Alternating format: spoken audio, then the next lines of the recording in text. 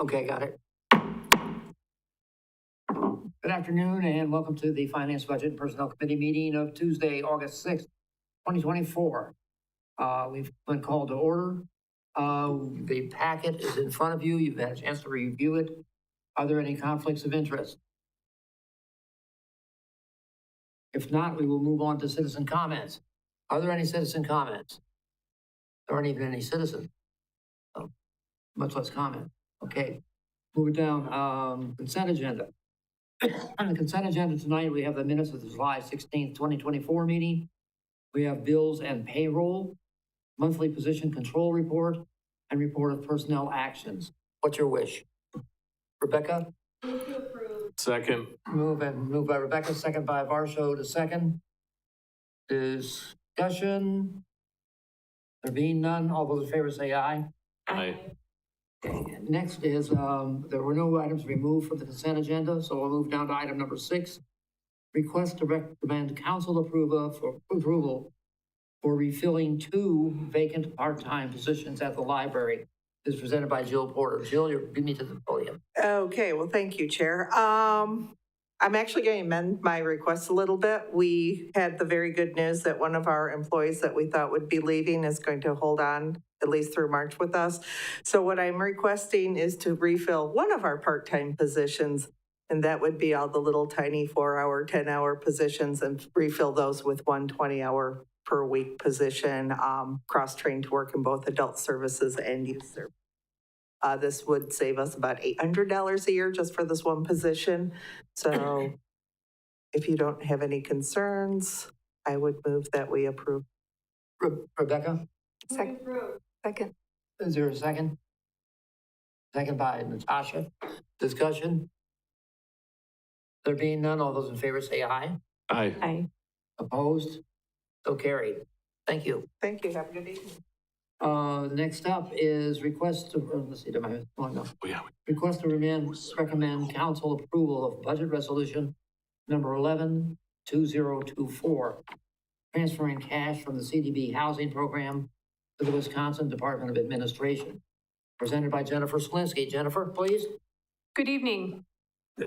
As you are aware, the city of Marshfield has operated a CDBG RFL F program for several years, and it was available to our low to moderate income residents and allowed them to make improvements to residential properties that they rented or owned.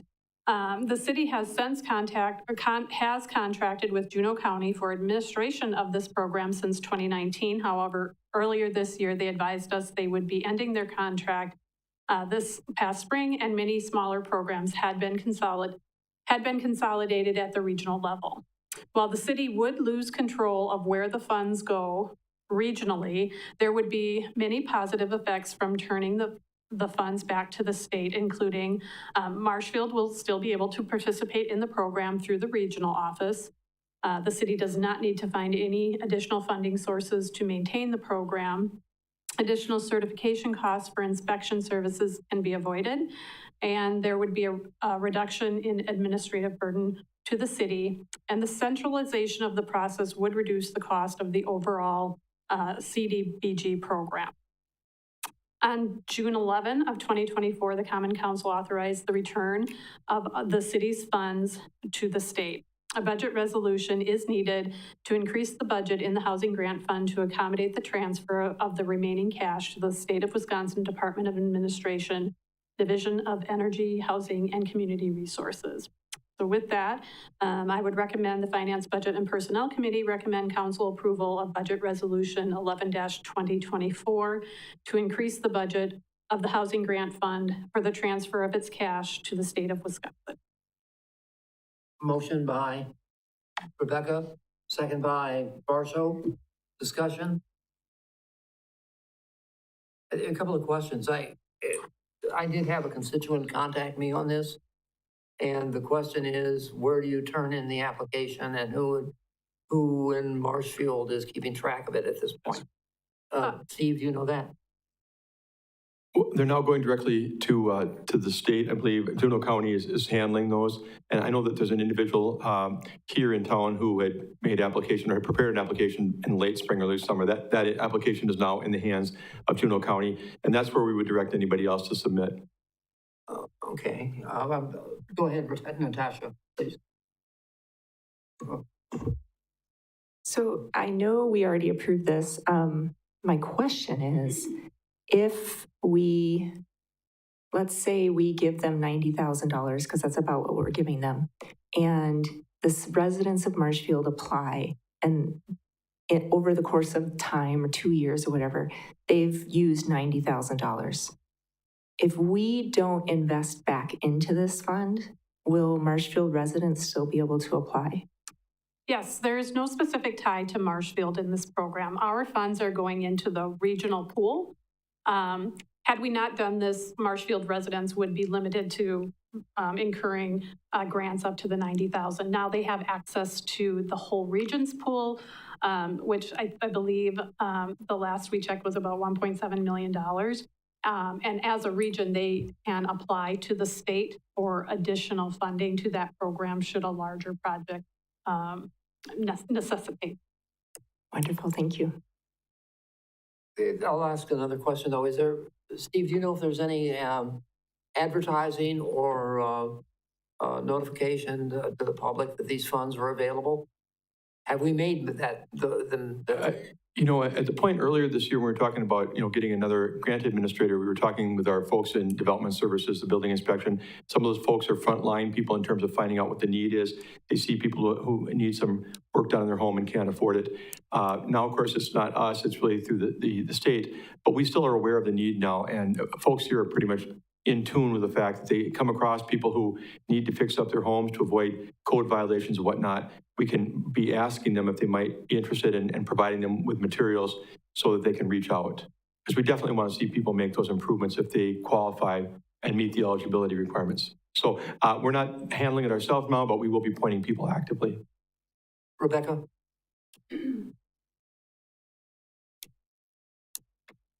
Tom, is there any way you could maybe put out a video on what this program is that we could upload onto our city website?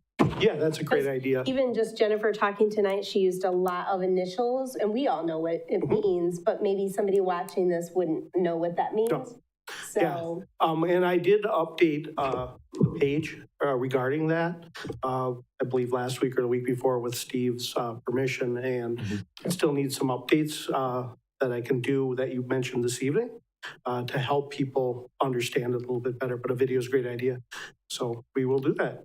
all right, thank you. Thank you. And even when we get calls here, we can send them to the right contact people to get them plugged in to start that process at Juneau County.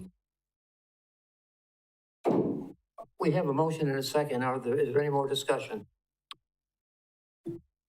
If not, all those in favor say aye. Aye. Aye. Opposed? Motion carries. Thank you. Okay, next up, request to recommend council approval of budget, no, that's the other one. Request to recommend council approval of budget number 12, 2024, increasing the 2024 adopted budget for the facade grant interior conversion project by $30,000. Steve, you're presenting that? I am. Thank you, Chairman Wagner.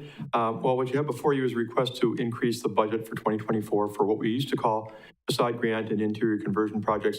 We've now renamed the project, the council approved last month, to call it the Building Revitalization Grant Program, but it's effectively the same program with a few little minor changes. Anyway, in 2023, the approved budget by the city for these types of projects was $70,000. There was a project awarded $40,000 on East 4th Street on June 15th of 2023 by the EDB, who was handling it back then. And then on September 7th, the EDB also awarded another $18,055.06 for a project on West 2nd Street. That left a balance of $11,944.94. At that time, the board voted to ask that be carried over into 2024 for projects for this year. I had meant to work with the finance department. I didn't get to it, so it wasn't part of any kind of carryover end of the year resolution. So now we're into 2024. We have a number of people coming forward with the projects. Main Street is handling those initial, receipt of those and processing, but I understand that there's pretty healthy interest.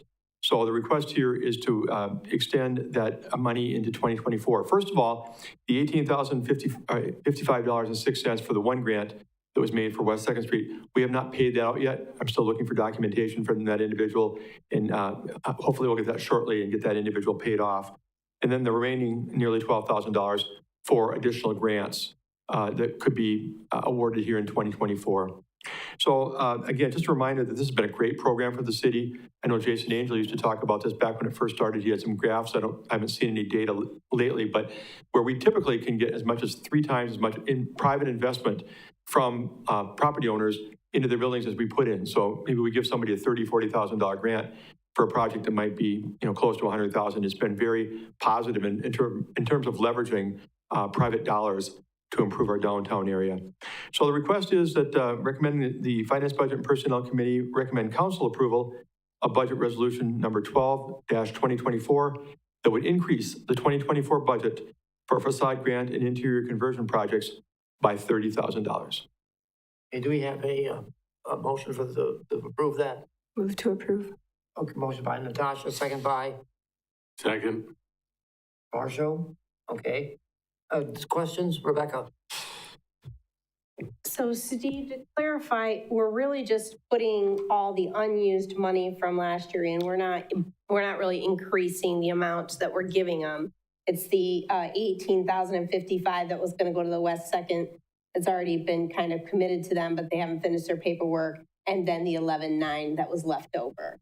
That's a really important distinction. It's the $70,000 from 2023 plus the $70,000 for 2024, still the same money. No increase we're asking for. Just, you're right, literally carrying over some to 2024, but the total amount is still $140 for those 2 years. And so just out of curiosity, would the applicant that's already in progress, the West Second Street, are they like at the top of the priority list? You may not know that because I don't know if you're granting them or. Well, they've been awarded the money, so as long as they can get that documentation in, and I'm trying to encourage that be soon here, they're going to get paid out. They're not in competition with any of the other people who might be looking for new money. Okay. Thank you. You're welcome. Any further discussion? If not, all those in favor say aye. Aye. Opposed? So carried. Thank Next you. up is the request to recommend council approval of comprehensive social media policy by Mr. Laux. Get another trip to the podium tonight, Dom. Right, me hand out the supplement. I think that would help you. You don't have it, but my came up here. Yeah, you have enough.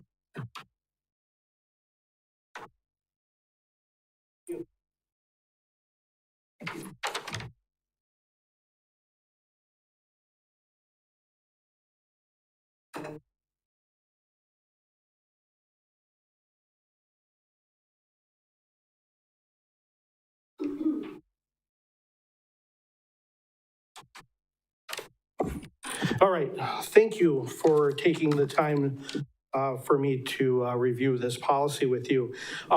Tonight, I'm presenting an overall social media policy for city departments and divisions. And this is excluding the library and the utilities, so I want to make sure you're aware of that. Social media, as you know, is an essential platform for us, the city, to engage the public in numerous ways, but we must be mindful of how these platforms are being used. And this policy that you have before you, that was in the packet, has been created to make sure city staff is authorized to use these platforms and follow the rules that I've outlined in the policy.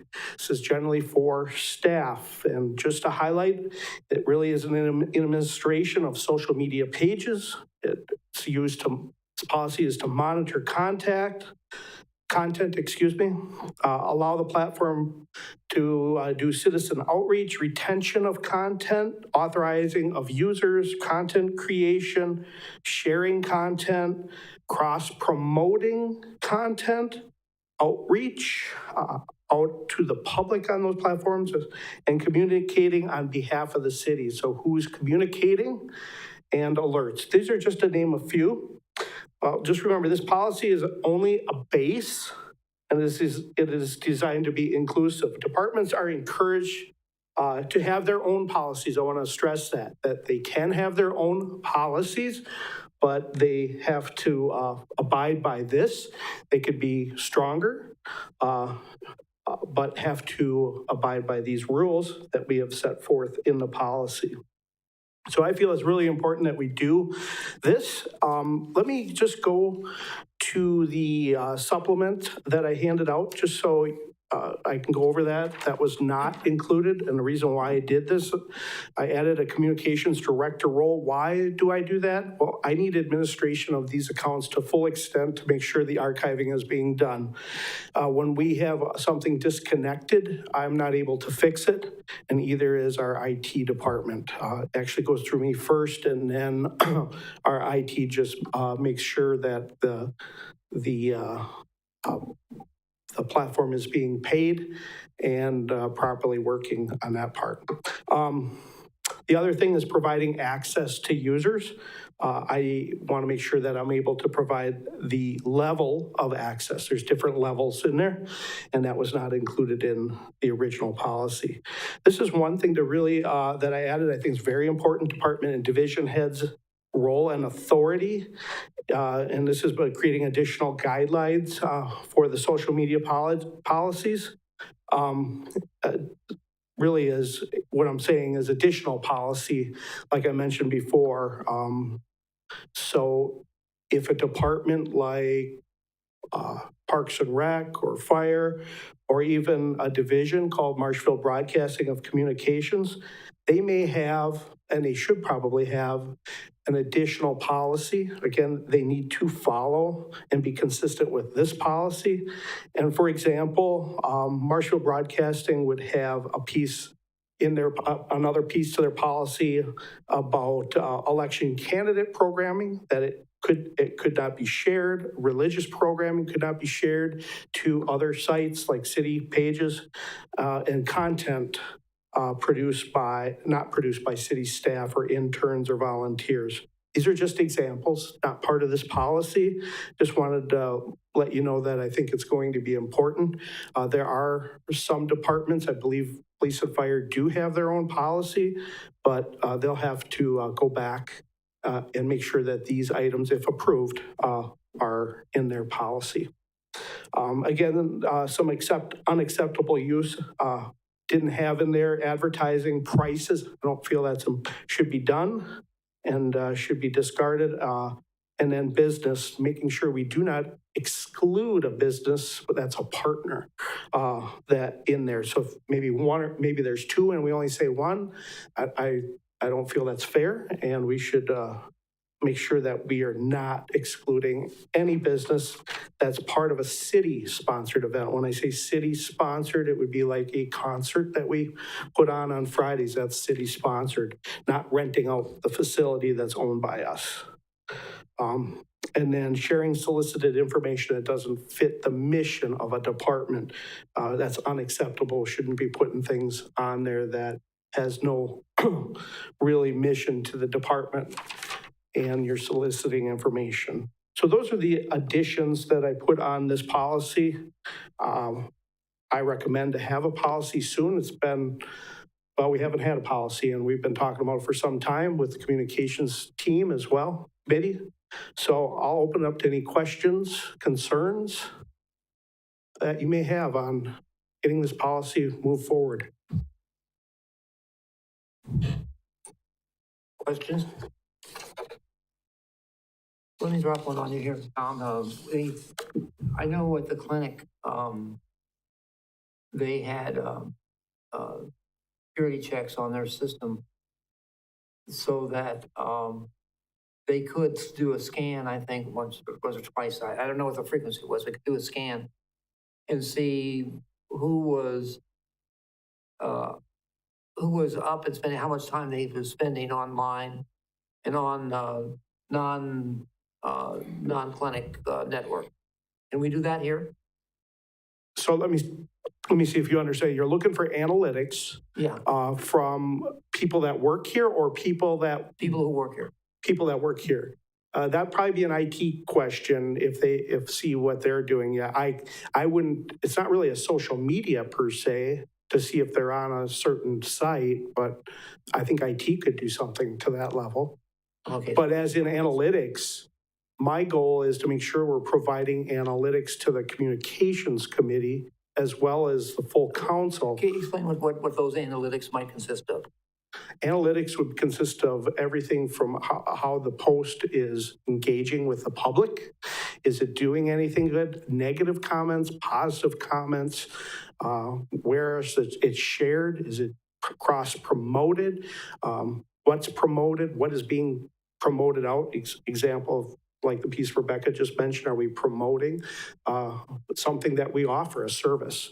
Are we doing that? I want to provide some kind of a report that that's what we're putting on our pages, the city's pages, and see if if there is no analytics, why continue doing certain things? But that's a different kind of analytics. So we'd have to ask IT if they could do that then. I can do that piece. If it is regarding to just city employees using Facebook Or on other programs. other programs, it would have to be an IT, no matter what, if what they're using their time on. But social media is, for us, it's always on. But it is a very good tool for a lot of the departments. I can't say it's not. Other questions? So you're gonna, okay, go ahead, Rebecca.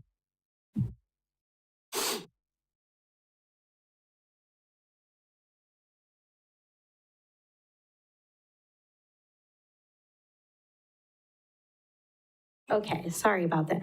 Tom, it's pretty long, but I have a couple of questions. There's, I don't know, down on the third page, maybe. Okay. Under personal social media accounts, I just need you to explain what that means. It says I know what personal social media accounts are, but it says personal social media accounts connect a city's social media page feeder account. I don't understand that sentence. Sure. The individual account only connects the user to a city-owned social media account. I guess I just don't understand at all what you're trying to get, what that's supposed to mean. That's confusing. Yeah, well, Facebook likes to change a lot of things and you don't know, but one of the things that Facebook now does that they didn't do originally years ago was allowing access to the page through an administrator. But the only way to do that is you personally would have to have a Facebook account, not a page, an account. And then you give them access that way. Again, they're saying there's no you're not connected to the city in any way except allowing that access.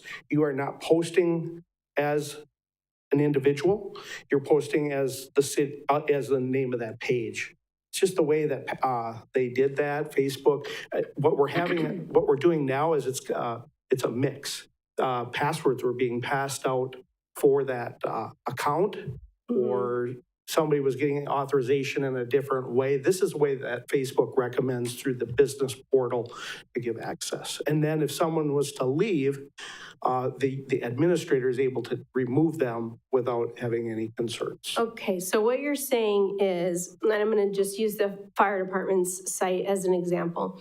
So anybody who is an admin on the fire department's website, to become an admin had to have their own Facebook account. Then whoever started the Marshfield Fire Department site was allowed to add administrators from the rest of the department. So say you started the account and you could add 3 firemen to use that account. All 3 of those firemen had to have their personal Facebook page, and that's how they got the invitation to become an administrator of the page connected to the fire department. So what are you proposing this, what are you asking this to be different from? Well, the chain that we need is department and division heads. The employee would go to them. They would be able to grant them access, but alert the communications director, because if I don't know, and I'm not, we won't get it archived. We have a step in there that it needs to be archived. The thing we're running into an issue is if someone was to leave, like an administrator, and there's only one administrator, then we could run into issues, and we've Right. had to, and that's an issue. I get that. So I totally agree that anyone who is in an administrative role on any social media sites, be it the fire department, the police, the parks, whoever, I think that somebody has to know who those administrators are of those sites.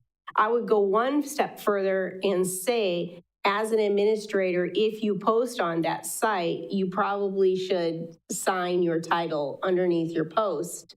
So if you are the fire chief and you're posting, you could simply just put at the end of the post, fire chief, what have you. It's just a little bit more transparent that way. And I definitely think somebody in the city, be it you or HR, has to have a list of who all the administrators on these accounts are. So I think it's a long policy. I probably have more questions, but I think that one stuck out in my head the most just because I simply couldn't figure out what you were getting at on that one. And I will yield the floor for other questions. Any other questions? Natasha? I'm just going to clarify. So if the Vandahay Waters posts and says, hey, it's raining today, we have to close, you're not asking that the office person who created that post put their name at the bottom. You're just saying that if someone from Parks and Rec comments, that they comment as their name, or are you saying they comment as Parks and Rec? No, I think if you make a post, you should identify who you are making the post, even if it's just a closure, maybe not by name, but you could say office administration, Parks and Rec, something like that. Okay. Because I think, if you go back in time and you try to figure out that there's a problem with a post, but it was 6 months ago and someone's just bringing it to our attention, you may have difficulty figuring out which administrator posted that, or it may take a lot more work to figure that out. In addition, I think that people are, they want to know. I mean... No, I agree. Yeah. I think it's a good idea, especially when it comes from a hierarchy like a chief. It really says something when it comes from a police chief or fire chief or a director. No, I'm it just does. It's just the world we live in. And I think that's really important. It's kind of a seriously official source coming from police chief or fire chief. Yeah, and just as a follow-up, like for simple things like this is a closure or whatever, I don't think that they necessarily have to sign their name, but they could put the office of, or, administrative services, comma, Parks and Rec, or whatever, Mm-hmm. Okay, so Natasha confused me a little bit here. And Vandahay Waters has their own page. That's not what we're talking about. We're talking about City of Marshfield page, correct? Well, how many pages are out there that would be associated with the city? Vandahay Waters has their own page. They made a post last week. They were closed a couple days because of an incident. We refer right. to every page as a city page. Okay, but they have a different administrator than the City of Marshfield would have in the City of Marshfield page, correct?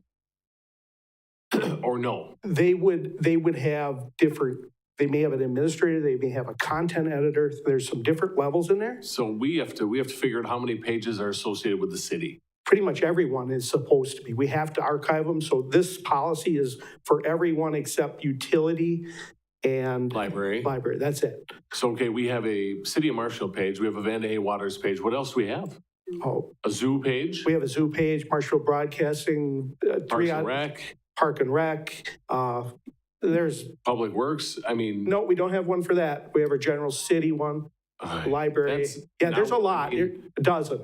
So you're talking about, I'm an administrator at my job, okay? Sure. Administrator on our page. We have 3 of us that are administrators for that page. You're talking about 50 people that are administrators right now, Mhm. maybe Yeah, there's a lot. 50. That's too many.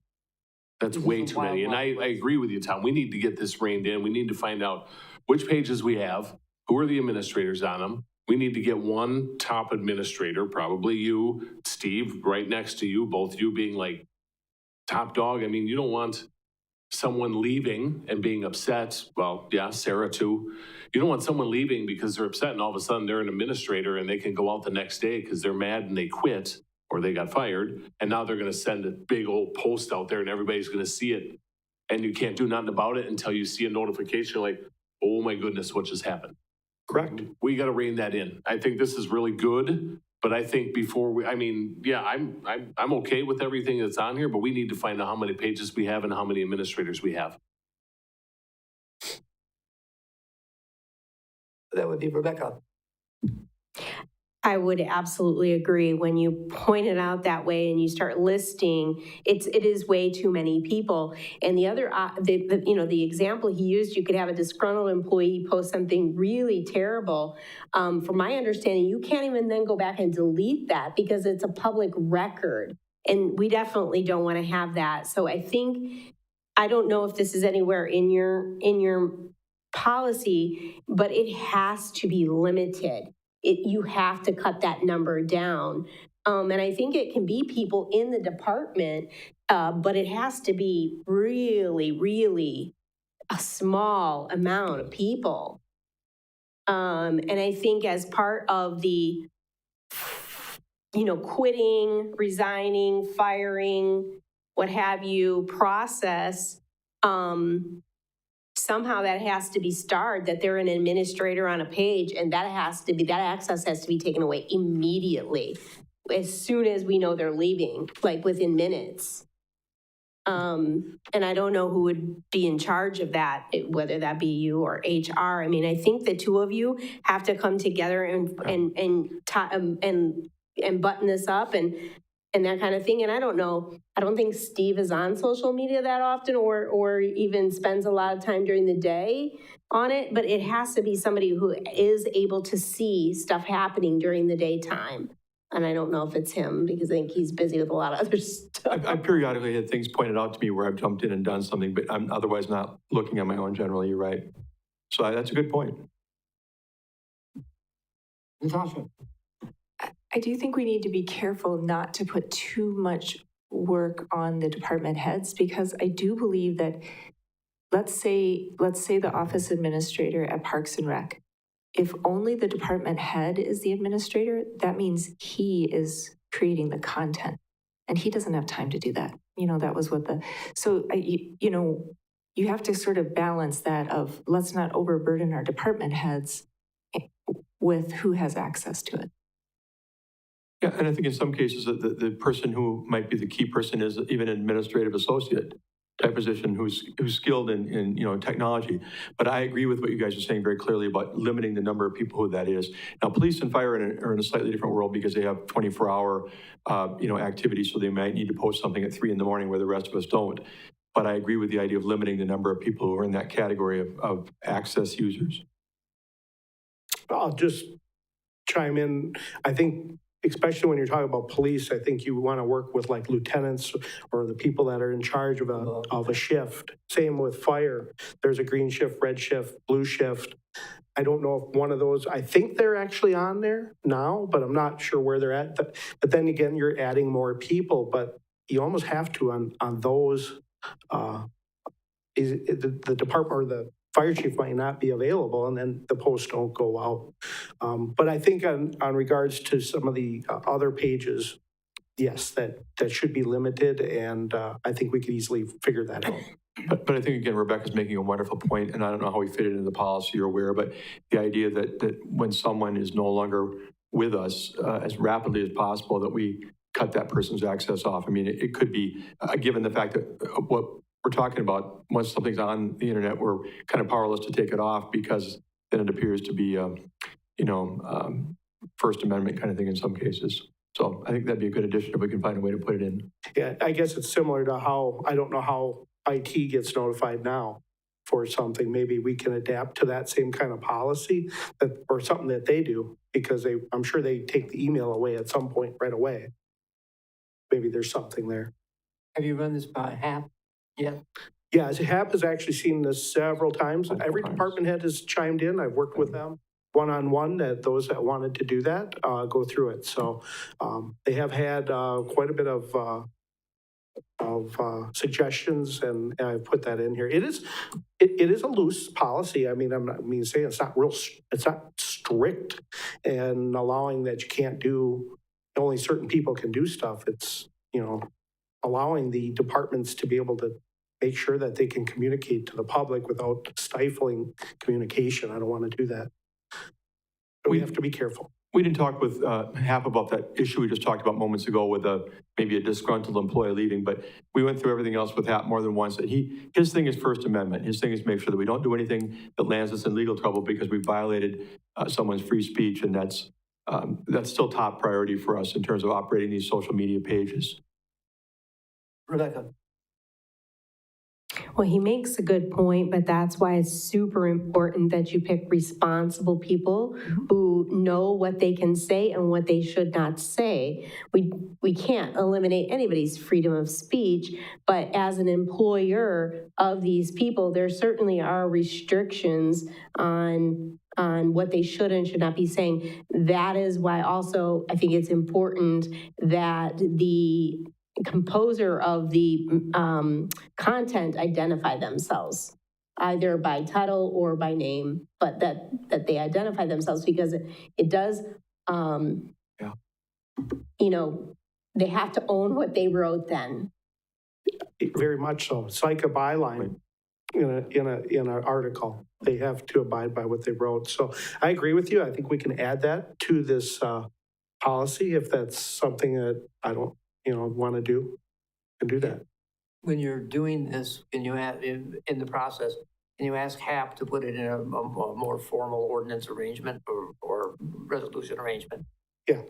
Okay, This whole policy in a more the whole pile, yes, yeah. Right now, it's not the same as your regular policies. So that's correct. we can do that.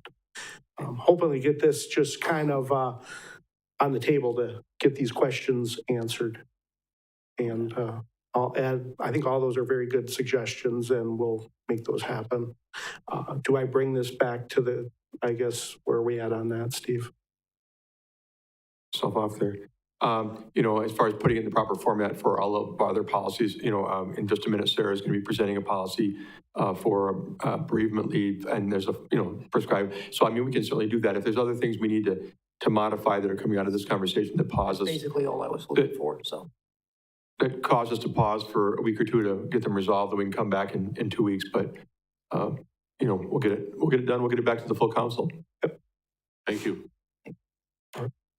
Okay, do you need anything else from us, Tom? No, I think, Are there thank any other you. questions? That was a good discussion, thank you. Thank you. Next up, we have, let's see, request to recommend council approval of an update to policy number 3.540, emergency leave, and that would be Sarah. Thank you. Good evening. So in the packet, I had the memo, and then I had the red line version of the emergency leave along with a clean version, just to see what it looks like after the red lines are out. So I just want to kind of walk through a couple of things with this, and then I'll definitely open it up for questions. But we've had a policy in place since 1978. The problem with the policy, first and foremost, is that it's called emergency leave, but then it's confusing to employees just because when they're looking for, let's say, they have someone pass away or things like that, they're looking for more, I would say, terms such as funeral or bereavement. So when looking at that, though, to change the name would facilitate the need to move weddings and births and any other type of other leave, like a personal leave, things like that, to its own separate policy. So I will be bringing something forth at a later date that has and addresses those types of leaves. But first and foremost, wanted to start with bereavement specifically. So a couple of things to note. kind of when looking at bereavement policies at other municipalities, at businesses that I've worked at before, things of that nature, I just wanted to update and clarify the definition of what an immediate family member means and what a relative means. So just really, instead of just grouping things, for example, like parent, just calling out, mother, father, mother-in-law, stepmother, stepfather. So kind of clarifying some of those items. So first and foremost, that's kind of one of the things that was updated in this policy. And then I did, as you can see, removed C and D, which talks about weddings and births. And then 2 items that were added to this policy. One is with regard to military honors. What this policy would do is provide a veteran that performs military honors the ability to use 24 hours within a year to go and perform those honors.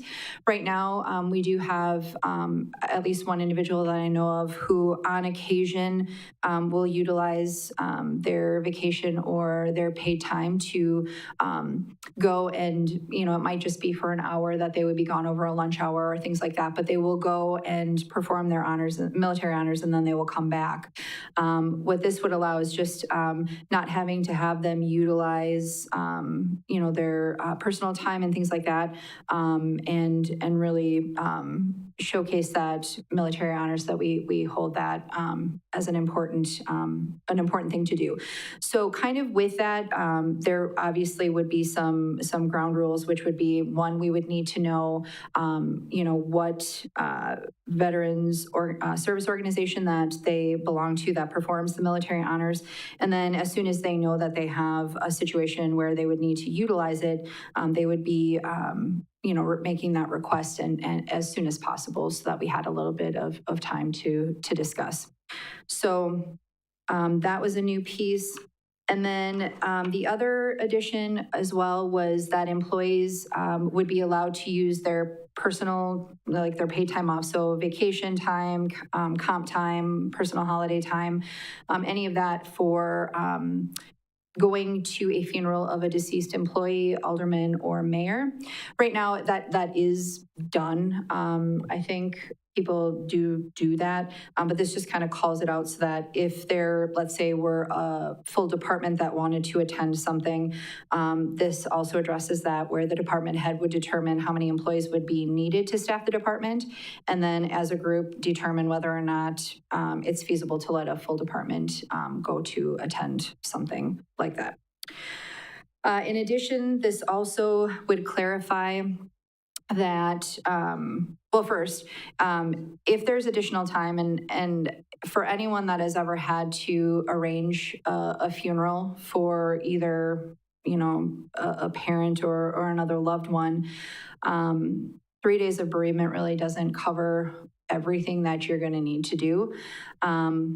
But sometimes it does. So to add a need potentially, either for travel or again for the actual arrangements being made, we would be looking to allow up to 3 sick days over the course of the calendar year to deal with either traveling to, let's say,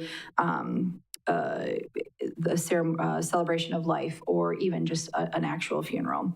Again, this would be something that would need approval from HR and the department head, and it would be documented within the timekeeping system.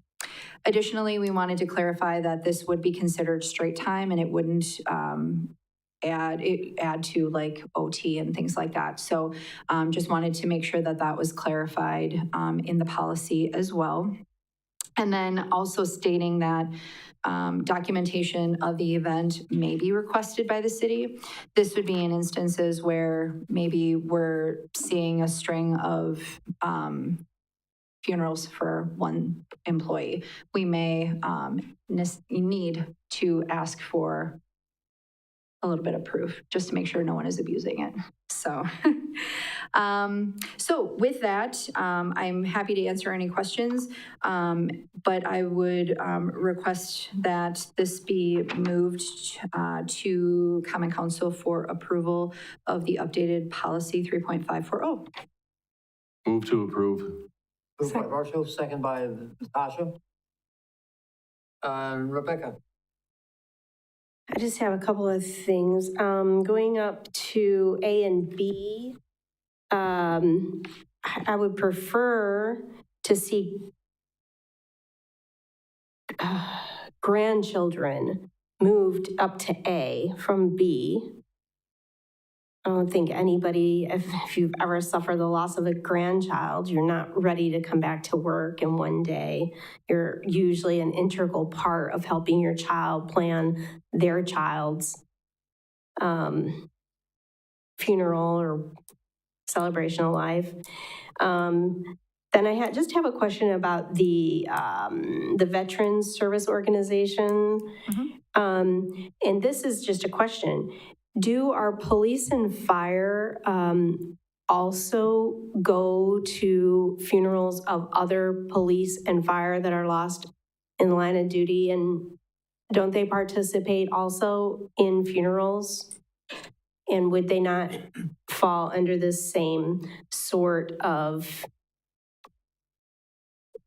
letter C? And if not, I would prefer that they would be able to do that along with veterans.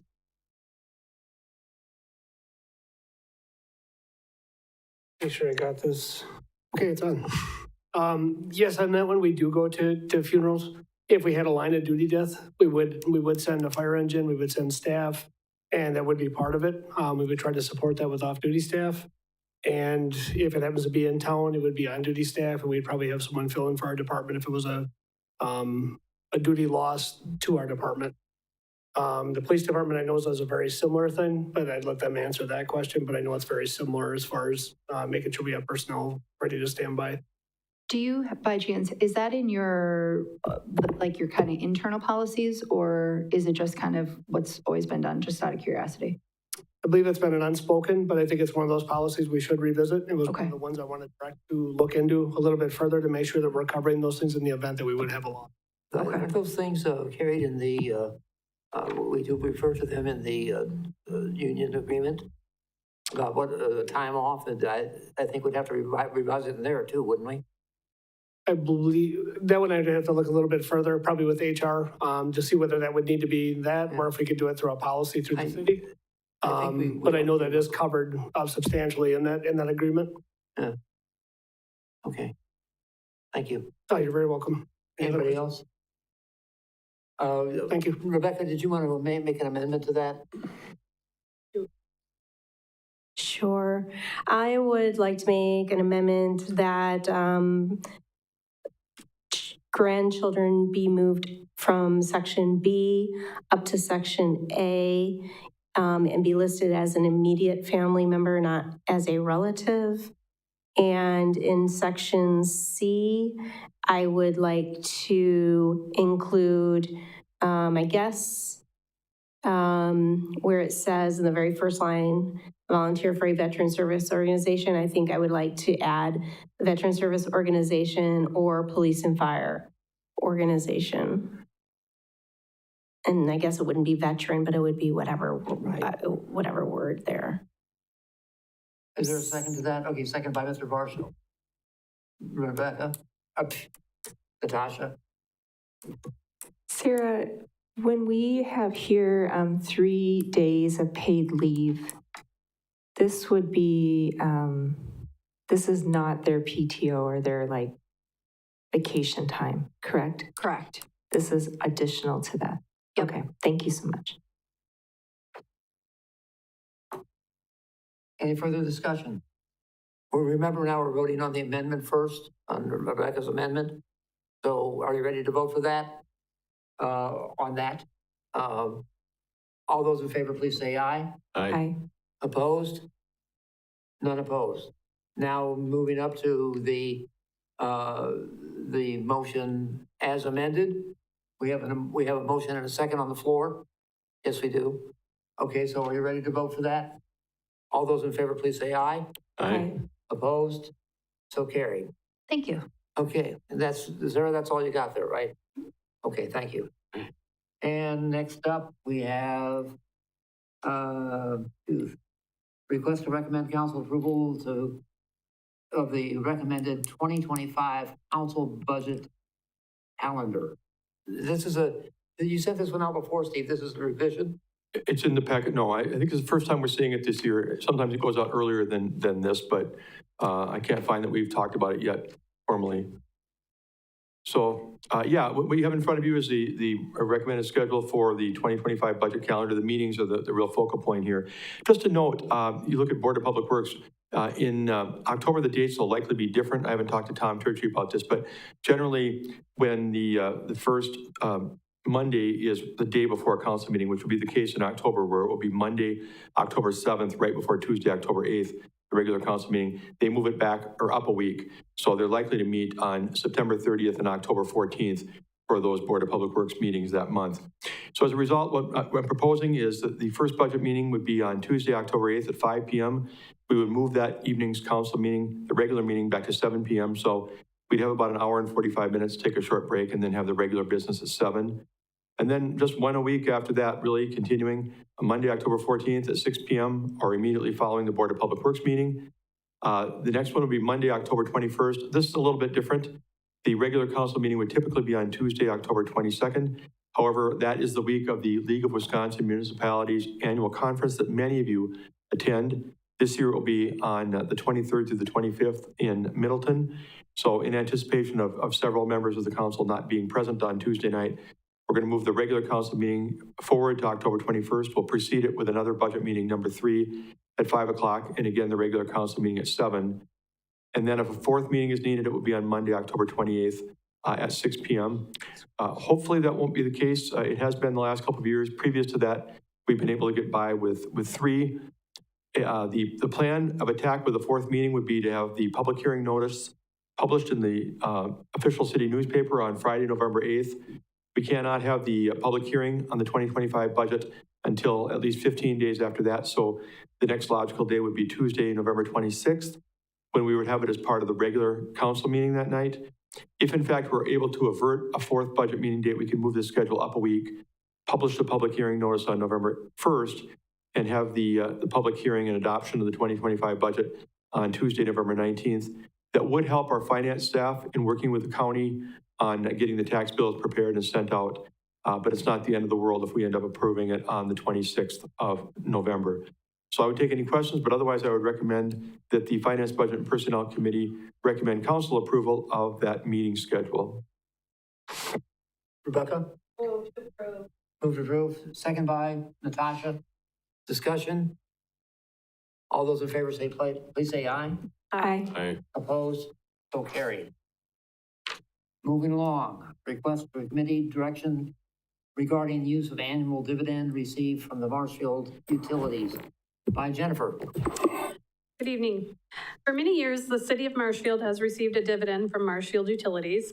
The dividend has been used by the city to fund various projects, including street openings and reconstructions, the economic development revolving loan program, park improvements, financial and GIS software, grant programs, contributions to Marshfield Area Chamber of Commerce and Industry, Main Street, the Community Development Authority, operating expenditures of the Economic Development Fund, and much more.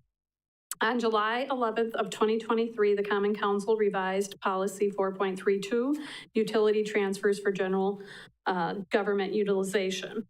The revised policy says transfer of funds from the utility shall be vested in the Common Council to support city operations. As a result, the 2024 dividend was recorded in the general fund.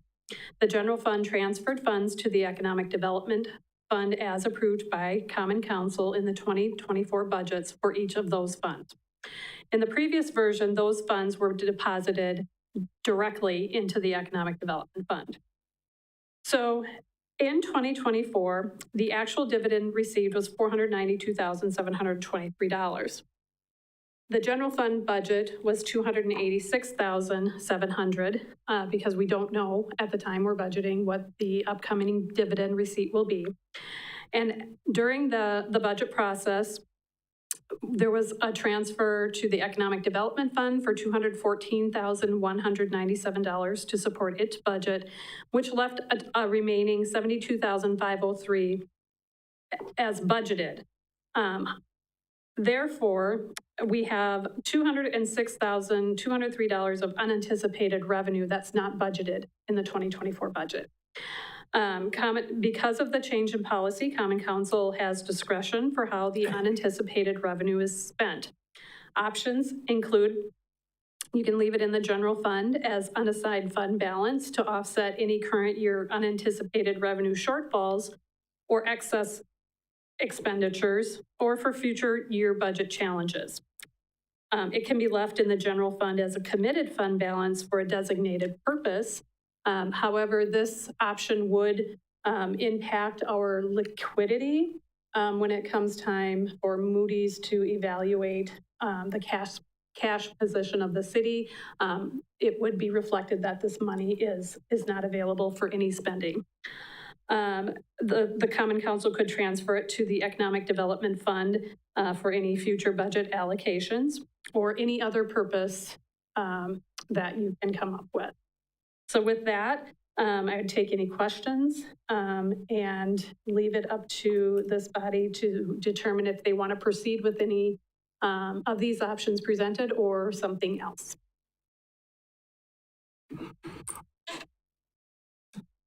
I'm going to jump in here a little bit before we get a thing. Rebecca, you were with me during the, when we were negotiating with the, Yes. the utility. What about you? Were you, you were I was also? there. The problem I've got with this is, I think what I was upset about and was trying to avoid was trying to keep the old Economic Development Board from actually taking possession of whatever, dollar for dollar, whatever came over there.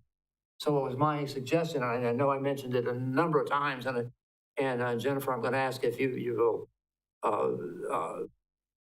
check me on this, see if we're wrong. But even though if it goes into the 205 fund, who authorizes expenditures from the 205 fund is strictly up to us.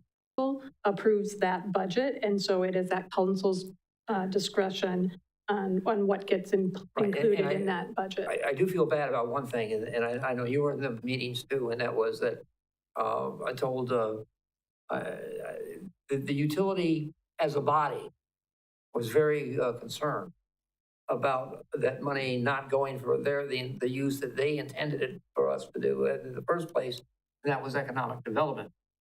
And basically, so my thought at the time, and it still goes the same way, it belongs in the 205 fund, but it's still only the council that can release that money. And I understand it can be listed as restricted or reserved funds in the sense that it's reserved strictly for economic development. But that's what my thoughts were, and that's where I thought we left it. And I was a little surprised to see this pop up again. But I'll be happy to entertain any questions that anybody else has. Natasha? I would prefer for it to go into the general fund. I have full faith that you guys can use that money for economic development, whether it's the community development person's salary, whether it's the senior planner's salary. Right there, 2 people would take that fund, and it would really help our budget crunch that we're going to have in the fall if that was in there. So I would much more prefer for it to go into the expenses that we already have for economic development. Any further discussion? So, and if we left that money in the general fund, if anything were to happen with that increased cost for the Green Acre Estates, that's economic development, correct? They're going through that right now. They're building the infrastructure and stuff. If prices go up and we need money, we'd be able to use that, and that's still economic development. As Ed said, it's a good purpose for it. Correct. You would be able to pass a resolution to transfer it from the general fund to the TIF district if it were struggling Right. to meet its payoff. Okay. So that if district isn't for the Green Acre subdivision. We're not supposed to be drawing any income from that for maybe 2 years, a year or 2 years. Because here we are in August of 2024. I don't know how many units are going to sell by the end of the year, but there's certainly not going to be any that will make it to the tax roll. So I don't suspect we'll be seeing any actual revenue on that until 2025. The lots were purchased, or the land was purchased by Green Acres. It will be an improved lot by the end of this year, so there will be at least some income coming in to the district based on the assessed value of those improved lots. Go ahead, Rebecca. Okay, so out of these choices here, I don't want to even talk about bullet number 4 because that'll give you 10 different opinions. So leaving it in the general fund as unassigned or transferring to the economic development fund. If we put it in the economic development fund, we can transfer it as unrestricted, correct? Correct. So it's just a matter of which fund it's sitting in. It's the same exact thing. The council still has the say over where that money goes. And we would basically just have to have a budget resolution to take it out of the economic development fund and put it into the general fund to pay for something. Right. So it's a horse apiece to me, really. Am I looking at it correctly, or am I missing a big thing? I think you're correct. I mean, I guess by moving it to the general, to the 205 fund, even if it's not designated, you're making a statement that you expect it to be used for economic development. Theoretically, you could use it for potholes if you just left it in the general fund. And Right. You know, but if I can just add on, if you don't mind for a second, to the comments that both Brian and Natasha were making. I think that economic development, broadly speaking, we spend $26 million in the city's general fund. It wouldn't be hard for us to demonstrate, some of these monies go to economic development type purposes. The Utilities Commission might look at it a little bit differently, but so wherever it's housed, I think we can make that statement that we're using it for the purposes under which it was initially thought to be available. The only concern I have with it being in the general fund as compared to the economic development fund is from that meeting we had with Nick and him saying, there have been times that this appropriation has been challenged because the city used it to supplement their general fund expenses. That is a little bit frightening. We certainly don't want it to be challenged. That's not good for the utility. It's not good for the city. And that's the optic of it remaining or going into the economic development fund, I think is more of a statement that yes, our true intention is to use it for an economic development. And I just feel like the optic of it is a little bit better, and it makes me feel more reassured that we wouldn't be one of these cities that, the state comes back and says, hey, you got to pay that back because we didn't like how you used it. So again, a horse apiece, I can go either way. I feel like it's a little bit safer to put it into the economic development fund as unrestricted. Natasha?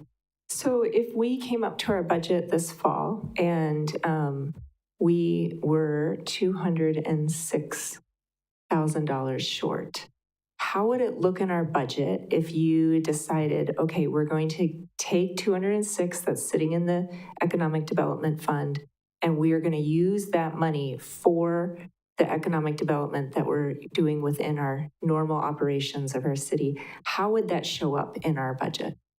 It would show up as a transfer expense in the economic development fund and a transfer in revenue in the general fund. And so would it be like a separate resolution, or as if we approve the entire budget, we're approving using that money for those expenses? Correct. If the direction was we put it in In 2024, we moved it over to the Economic Development Fund. In 2025, we decided we needed to use it. Then we would budget a transfer as part of the 2025 budget and have it approved by a simple majority. Well, So I would just say that I would encourage you as you're going through the budget, because I know this year is going to feel tighter, just with some of the tax revenue that we're losing, to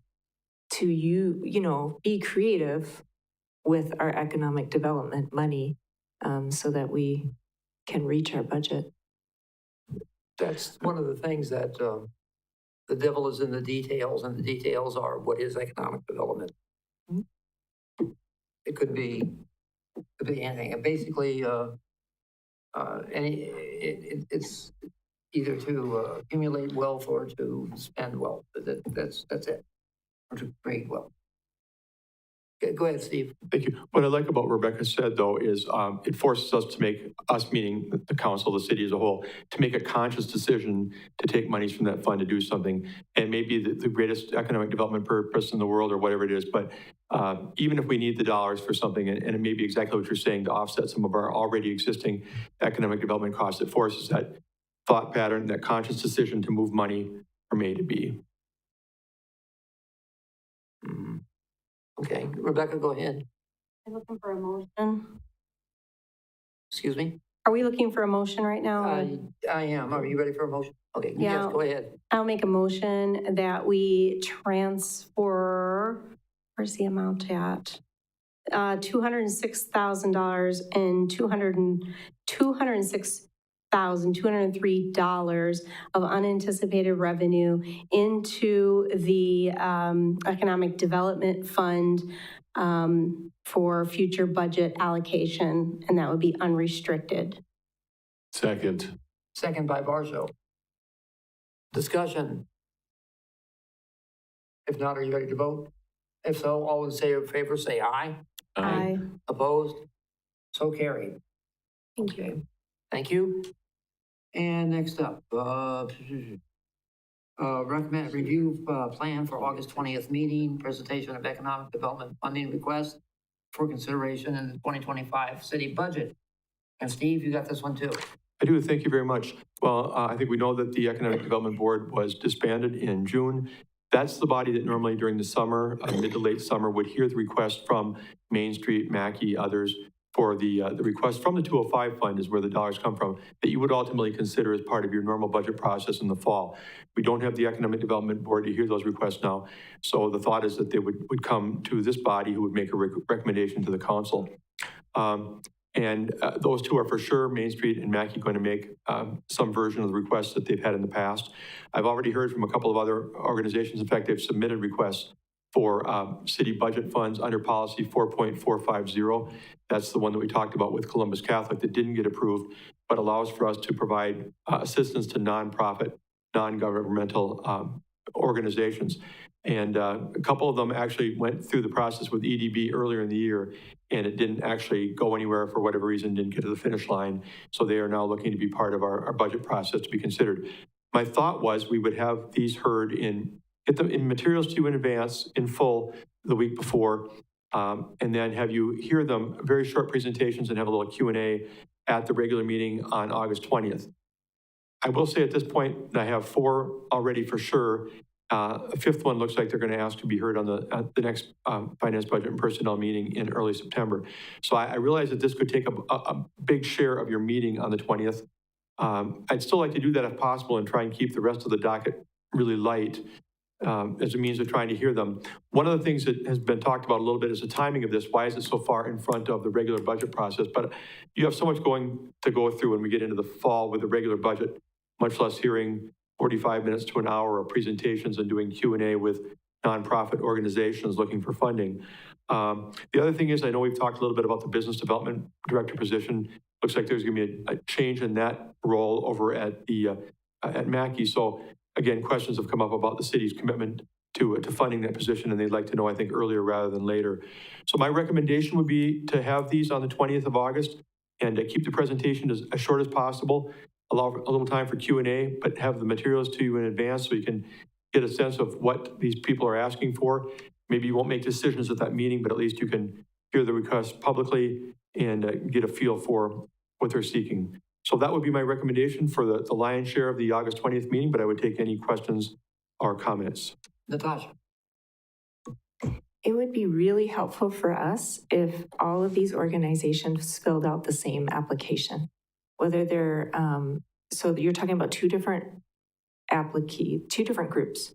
You're talking about groups that are nonprofit that would like money from the 205 fund, and then you're also talking about sort of city partners. It would be great if they could fill out the same application so that we had the same amount of information from them. Do they have, what are they planning to spend the money on? Is there return on investment? I mean, you guys, I don't know, maybe someone could sit down and brainstorm, but to have a whole bunch of different people kind of hodgepodge giving us information it would be so much better if it was standard. What about, you're right, there are two groups. The one and Mackey and Main Street really make up the one group of people that have been requesters for years. There are partner organizations, and they've just provided something fairly informal generally, and then did a presentation. What I've asked for from the others that have been showing interest is that they submit a letter that closely follows the policy 4.450, addresses the issues of are you a 501c3, all the things we went through with Columbus Catholic about 60 days ago. So it's not a form per se, it's just make sure that the letter you submit hits all the points in the document as far as demonstrating need and benefit and all that. I can go farther if need be, but that's what I've requested to date. I mean, if it's a form, it might help people not skip a section. You know, if you give them a letter, if they accidentally forget to write something in and then we're in the middle of it and we say, well, you don't see some, you know what I mean? It just seems like it would be so much easier if, oh, this is blank, I need to actually fill this in. That's just a suggestion. Rebecca? Trying to recall these things in the past. When they come to us, does this include their request for any assistance we give them in covering their employees' salaries? I don't believe it does. I'm trying to, I don't have the policy in front of me.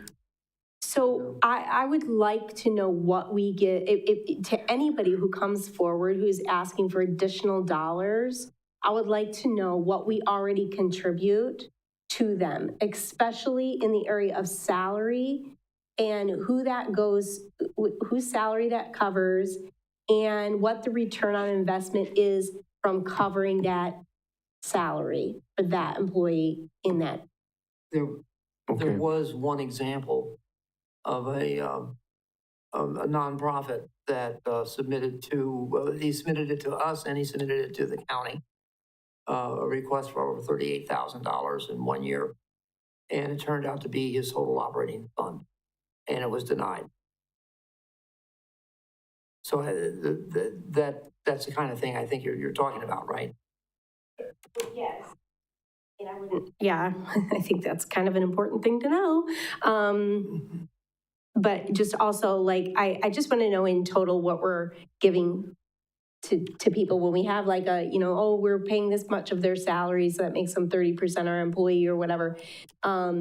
I just need to see those numbers at the same time that they're requesting additional dollars, because I like to see total package of what we're already providing. And I think return on investment is super important because we are facing some budget issues. So we need to always make sure that what we are paying for has some sort of return on investment. And that includes salaries and people. They have to show us that they're providing something if we've been paying them for a really long time. Rebecca? That's all I wanted. I'm sorry, Natasha. As part of that package, it would be very good to have, what is their total budget? What, like, especially our partners, you know, like what is their budget? So we know, oh, they're requesting that we give this portion. And they could even say in that, you know, we would like to use your 25,000 to go towards whatever. But the same for people who are nonprofit. What is your total budget for your project? Maybe even how much of that budget has been met? You know, things like that. It just helps us understand the whole big picture, and we're not just doing this back and forth in the council chambers. Would it be helpful potentially, given what you're saying, to break these up into the two groups as far as coming to you, where one night it would be, you know, just the partners that you're familiar with, and you know what Main Street does and so forth, and then have the other one be the others? Would that be beneficial?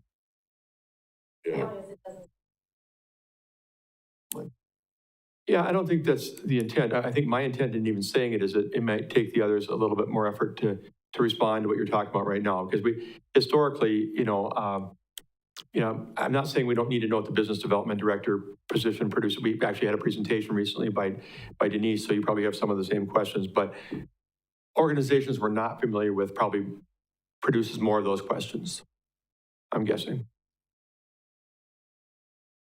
If nobody wants, I think, leave it with Tom for a second or two.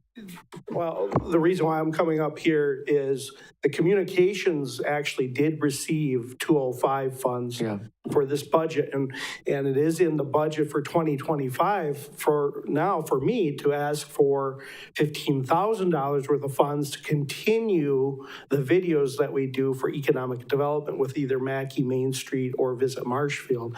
So there are some city, maybe other departments that are part of this group. I just wanted to mention that. Rebecca. And that's a good point, because we're talking about the total amount that we're already putting in to some of these partnerships, and that's what I want to know. So yes, if you're requesting $15,000 to do videos completely for Mackey, then I want to know that, hey, we're also, our communications department is already requested 15,000. We've granted that. They're getting this also. Yeah, when you were asking about the preferential appearance, is that a thought that we don't want to appear that way, or the thought that we want to continue to give a little bit of a nod to the organizations that we've supported, our partner economic development agencies, as opposed to outside entities? Go ahead. I'm the one who brought it up. Go ahead. Well, I was going to say, I don't like the thought of like, I'm not giving a preferential nod to anybody right now. I feel like it's a clean slate every year, and that's kind of how I look at it. Okay. Thank you. Yeah, and to see what we actually kind of did last year, wouldn't be bad if you can just email that, this is where it went last year, to these organizations, just so we know ahead of time. Okay, sure, absolutely. Thanks. Yep. Any other questions? If not, we've worked our way down to suggested items for future agendas. Anybody got anything? I think we've talked about future agendas already. Yeah. Anybody else? If not, we'll entertain a motion to adjourn. I move to adjourn. Motion by Natasha, second by Barso. All those in favor say aye. Aye. Opposed? We're adjourned.